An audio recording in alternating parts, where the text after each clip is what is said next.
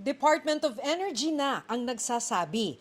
Ang malakihang price hike sa diesel, gasoline at kerosene tiyak nang masusundan pa sa susunod na linggo. Ang sigurado ko lang dyan, may increase talaga tayo for next week.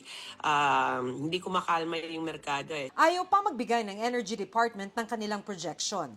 Pero kapit sa inyong mga upuan dahil ayon sa industry sources, batay sa presyo ng bentahan ng langis sa global market sa nakalipas na 2 araw, maaaring tumaas ng 10 to 12 pesos ang kada litro ng gas. 13 to 15 pesos sa diesel at 6 pesos sa kerosene. Maaari pa itong magbago, depende sa presyo ng bentahan sa mga susunod na araw. Inutay-utay ang taas presyo ngayong linggo, depende sa schedule ng pupuntahan mong gasolinahan. Ang Shell at Petron, hinati ito sa 3 araw at ngayong Huwebes ang last tranche. Pakiusap ng Department of Energy, huwag mag-panic buying. Meron po tayong sufficient supply.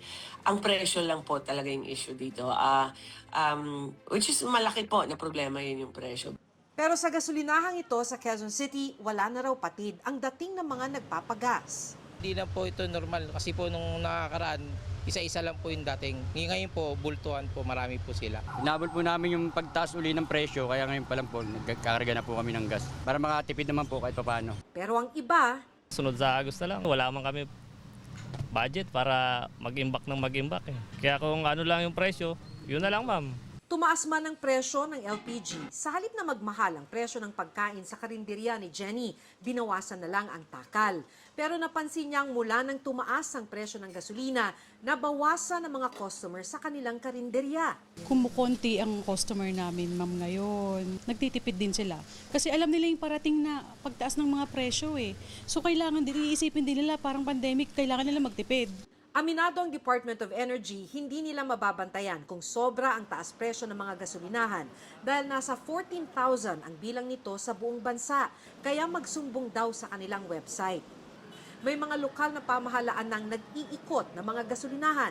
Kasama sa inspeksyon ni Manila Mayor Isko Moreno ang calibration para matiyak na wasto ang ibinubugang gas ng pump. Nag-ikot na rin ang LGU ng San Juan City para matiyak na walang overpricing. We make sure that businesses, particularly gas station industry in the city of Manila, is in order. Because there are laws also that requires them to be measured yung kanilang mga metro.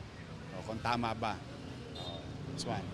And yung prices are within the allowable increase as per DOE. We can revoke their business permit immediately. Bibigyan natin sila ng show cause order. Makita nga ho natin na nagbenta sila ng fuel beyond the allowed range of the Department of Energy. We can, again, revoke their business permit